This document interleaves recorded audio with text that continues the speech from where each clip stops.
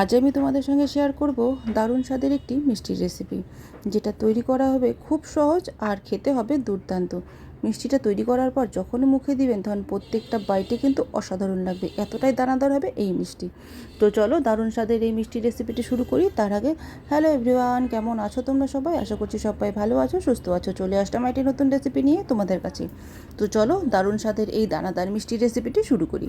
প্রথমে একটি mixing bowl নিয়েছি, আর তার মধ্যে আমি নিয়ে নিলাম হাফ কাপ ময়দা, আর নেব হচ্ছে হাফ কাপ সুজি।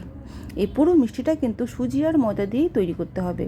তো এবার এই দুটোকে নিয়ে নিলাম। এবার অল্প অল্প জল দিয়ে একটা ডো তৈরি করে নিতে হবে, যেটা কিন্তু খুব বেশি শক্তও হবে না, আবার খুব বেশি সফটও হবে না।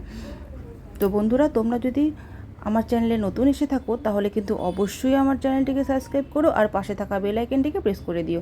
তাহলে যখনই আমার চ্যানেলে নতুন কোনো ভিডিও আপলোড হবে সবার আগে তোমাদের কাছে নোটিফিকেশান চলে যাবে। তো দেখো, এখানে কিন্তু ডোটা কিন্তু মোটামুটি মাখা কিন্তু হয়ে গেছে। এখানে একটা সফট ডো তৈরি করে নিতে হবে। দেখো মাখা কিন্তু হয়ে গেছে। ডোটা কতটা সফট হয়েছে তোমরা দেখেই বুঝতে পারছো। খুব বেশি সফট হয়নি, আবার খুব বেশি কিন্তু শক্তও নেই। এবার এখান থেকে লেচি কেটে নিতে হবে। এবার প্রথমে আমি এটাকে একটু হাতে নিয়ে একটু রোল করে নেব, তারপর এখান থেকে একটা একটা করে আমি লেচি কেটে নেব। দেখো এখান থেকে এবার লেচি কেটে নেব। তো লেচিটা যে কোনো সাইজেরই করে নিতে পারো, ছোটো বড় যেমন খুশি করে নিতে পারো। একদম পারফেক্ট হতে হবে এমন কোনো কথা নেই, যে কোনো সাইজে লেচি কেটে নেওয়া যাবে। তো লেচিগুলোকে এবার আমি একটু হাতে নিয়ে এইভাবে রোল করে নেব।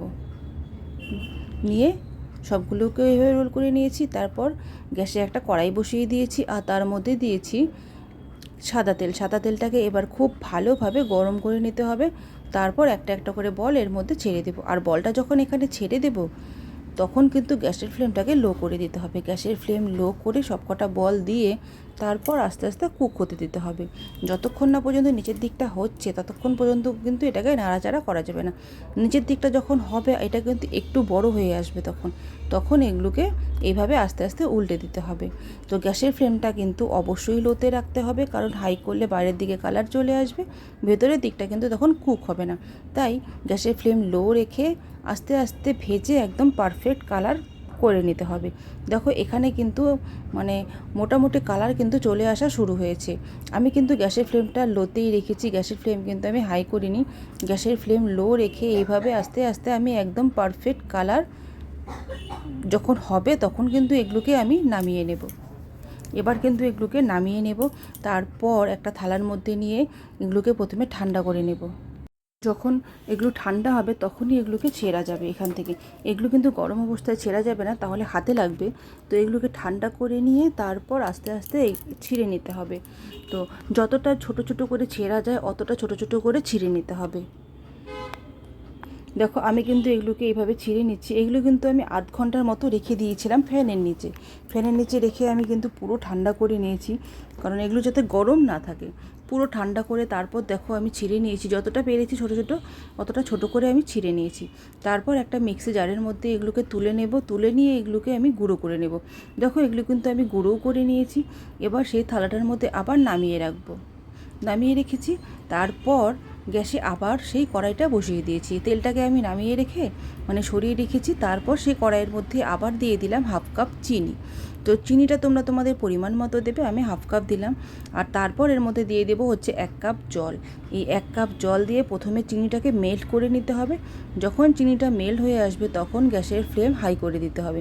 দেখো চিনিটা কিন্তু মেল্ট হয়ে গেছে। এবার আমি গ্যাসের ফ্লেম কিন্তু হাই করে দেবো।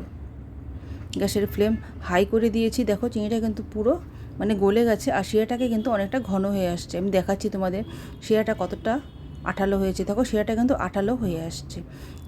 এবার এর মধ্যে আমি সেই যে গুঁড়ো করে রেখেছিলাম বলগুলো, সেই বলের গুঁড়োগুলোকে এর মধ্যে দিয়ে দেব। দিয়ে গ্যাসের ফ্লেম লো রেখে এইভাবে নাড়াচাড়া করে নেব। এভাবে নাড়াচাড়া করতে করতে কিন্তু এই জিনিসটা আঠালো হয়ে যাবে। আর তারপর এর মধ্যে আমি দিয়ে দিচ্ছি হচ্ছে সামান্য ঘি। তোমরা চাইলে ঘিটা স্কিপ করতে পারো, কিন্তু ঘিটা দিলে একটা সুন্দর ফ্লেভার আসে। তারপর এখানে কিন্তু এলাচও দিতে পারো। তো আমি এলাচটা দিইনি, শুধু ঘি দিয়েছি। এবার এইভাবে গ্যাসের ফ্লেম লো রেখে এইভাবে নাড়াচাড়া করতে করতে কিন্তু জিনিসটা অনেকটা আঠালো হয়ে আসবে। আর যে ভেজা ভেজা ভাবটা থাকবে, জল জল, সেই ভাবটা থাকবে না। তো এটা কিন্তু হয়ে গেছে। এবার এটাকে নামিয়ে নিয়েছি। নামিয়ে নিয়ে এবার এটাকে ঠান্ডা করে নিতে হবে। এটাকে এবার এইভাবে ছড়িয়ে দিয়ে পুরো থালার মধ্যে ঠান্ডা করে নিতে হবে। এটাকে ফ্যানের নিচে রাখলে কিন্তু খুব সহজে তাড়াতাড়ি ঠান্ডা হয়ে যাবে। তারপর যখন ঠান্ডা হয়ে যাবে তখন এখান থেকে অল্প অল্প তুলে নিয়ে আমি মিষ্টির শেপ দিয়ে নেব। দেখো খুব সহজেই কিন্তু মিষ্টি হয়ে যাবে।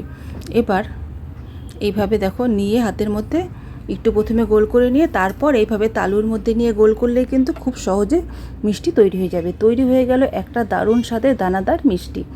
তো আরেকটাও এইভাবে সবগুলোকে আমি তৈরি করে নেব। দেখো খুব সহজ, কিন্তু জাস্ট তুলে নিয়ে গোল করলেই কিন্তু হয়ে যাবে দানাদার একটি মিষ্টি। তো সবগুলো মিষ্টি কিন্তু এইভাবে আমি তৈরি করে নিয়েছি। খেতে জাস্ট অসাধারণ হয়েছিল, প্রত্যেকটা বাইটে মুখে অসাধারণ লাগছিল। যখন মুখে দানাদার কিছু একটা পড়বে অসাধারণ লাগে। দেখো কতটা দানাদার হয়েছে, আর ভেতরে কিন্তু শিরাটা খুব সুন্দরভাবে বোঝা যাচ্ছে। দেখো এতটা টেস্ট হয়েছিল এই মিষ্টি। তৈরি করাও খুব সহজ। তো বন্ধুরা, আশা করছি আমার এই রেসিপিটি তোমাদের ভালো লেগেছে। আর যদি ভালো লেগে থাকে তাহলে অবশ্যই লাইক করো, কমেন্ট করে জানাতে কিন্তু আমাকে ভুলো না। আবারও বলছি, যারা নতুন এসো তারা কিন্তু অবশ্যই সাবস্ক্রাইব করো। দেখা হবে আবার নতুন কোনো ভিডিওতে। ভালো থেকো, সুস্থ থেকো, টাটা।